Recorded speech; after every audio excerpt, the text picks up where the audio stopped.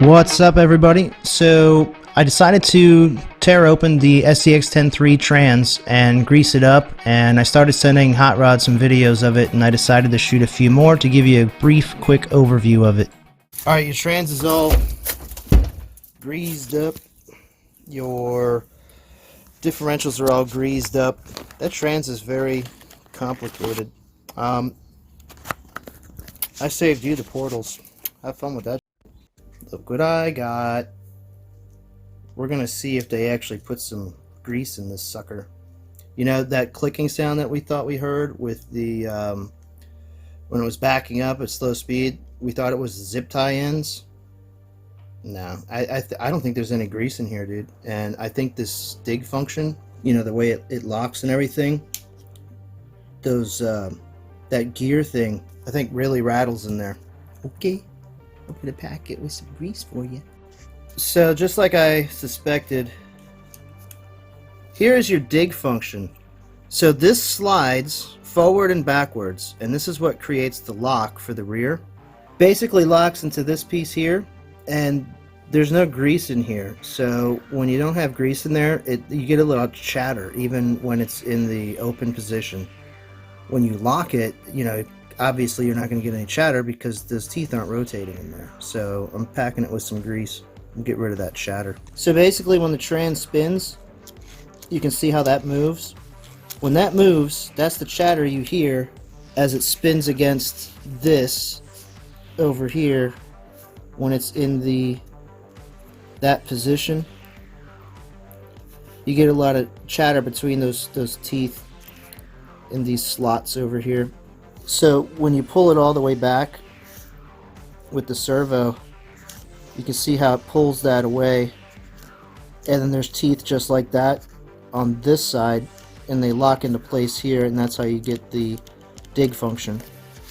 So this doesn't couple to this anymore for when this spins. It's basically completely disconnected from the main trans and then locked into place on this case here. Science. So it does come with some grease. Not a whole lot in here. Oh, camera's there. Not a whole lot of grease in there. So we're gonna pack that up with some udder butter. Kind of like the Capra, this transmission is like a giant sandwich. You have to take this off to be able to take this off to be able to get to this. Then I'm gonna have to take this section off to be able to get into here. It's a big trans sandwich. Would that be a tramage? I'm not really sure. Okay, so here's the big section. Man, what a mess.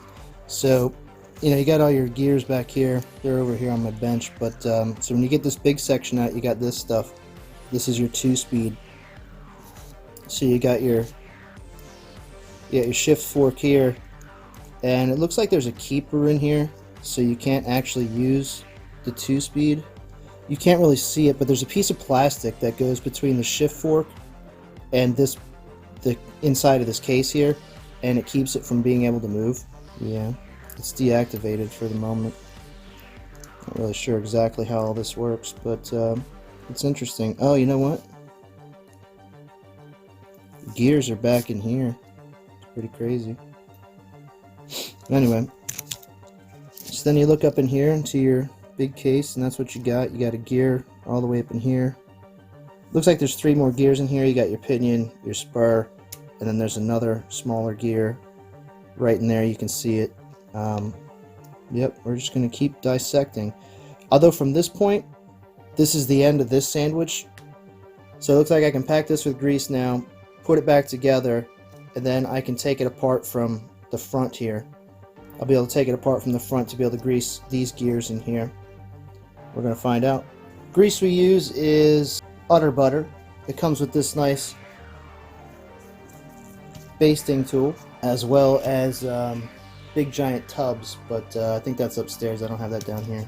Are you ready for your injection? You know, we drive our trucks through a lot of water and stuff and use copious amounts of this udder butter.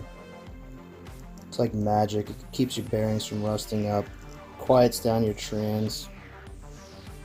It's just all around good stuff. So yeah, I saturated it with udder butter down here, all over the gears. Basically, it doesn't matter how pretty you put it on, it's all going to get flung around everywhere anyway. So the first layer of the sandwich is completely greased up. Everything went back together fairly well.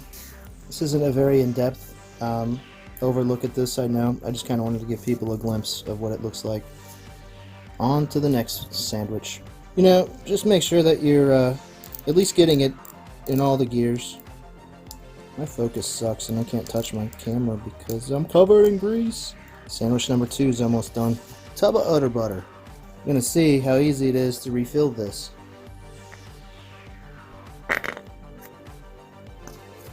Getting a little bit of air drawn into it, but to be honest, it's not going too terrible. Well, I got her about halfway full. That'll work for now. Oh yeah. Second sandwich is done. Hear that? Yeah, no gear chatter in there no more. So when you're taking this apart and putting it back together, you really need to pay attention to what screws you're taking from where. You know, the placement of the bearings and the gears obviously, but it's a lot of different size screws holding this thing together, and putting the wrong screw in will really ruin your day pretty quick. Especially if you take one that's this long, that's supposed to go in a place that's this long, and some of them are not too far apart from each other, so you really need to pay attention. Okay, we're about to put the final piece of the sandwich back together, which would be this last piece. See, so if you put grease into here, it'll cut down a lot of that chatter. You know, when you hit the throttle, you get a good mesh between these two gears, and then when you let up off the throttle, you know, you got the momentum of the wheels and the traction of the wheels wanting to do its thing, and then this wanting to do its thing, and that's where you get that weird chatter. It kind of, if that makes sense, hopefully. Here's where you can hear it.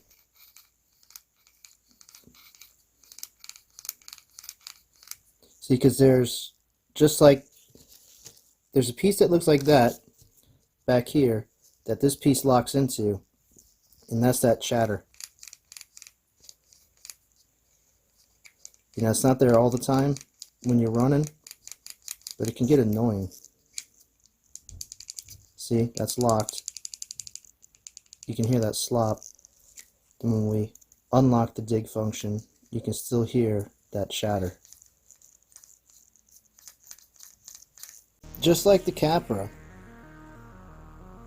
there's a plate that goes into this case, and that's what this locks into, and that's what creates the dig function where it locks up the rear.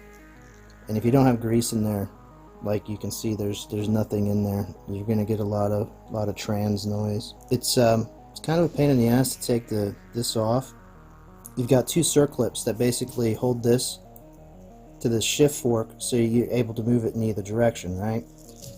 So then you have these little flat spots on this shaft that you can hold with a pair of needle nose. And you basically just thread this end right here onto it. You can see how it pivots. Maybe my camera will focus. See how that pivots?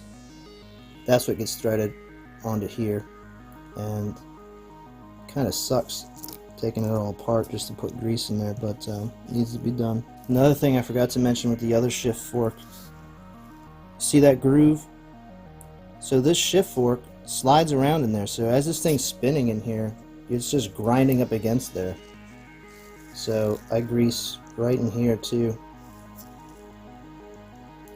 Put a nice layer of lubricant right in there. This is very similar to a motorcycle transmission shift fork, and they're never run dry, so you're gonna get a lot of noise running these things dry. Alright, so we're all back together. Pay no attention to that zip tie line.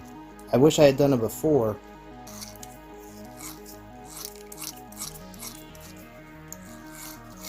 The only noise I hear is coming from up here now.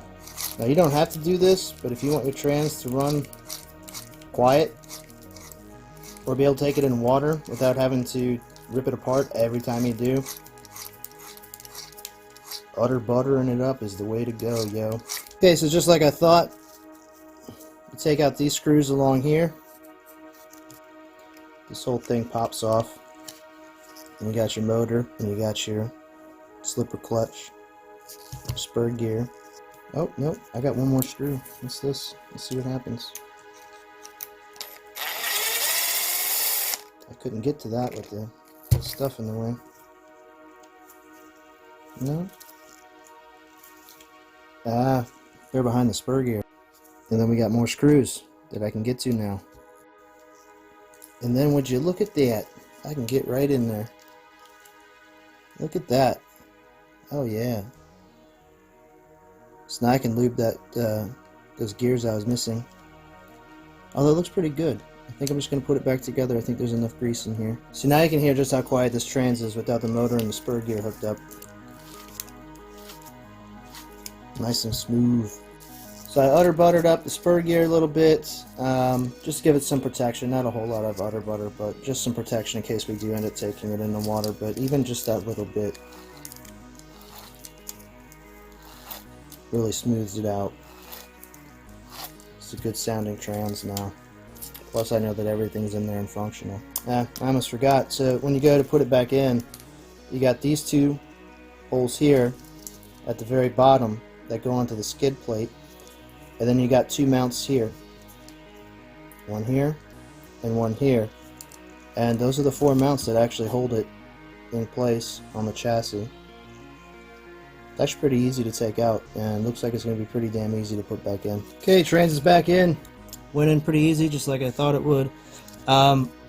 These motor wires were the biggest pain in the butt to get in there. There's not a whole lot of room between the motor and this shock mount here.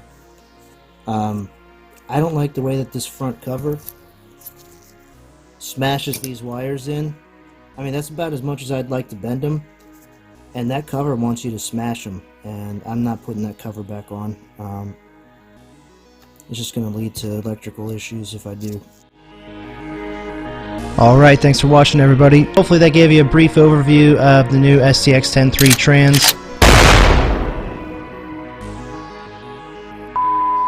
And don't forget to like, subscribe, smash the bell, and please share it. More videos of the SCX10 coming soon.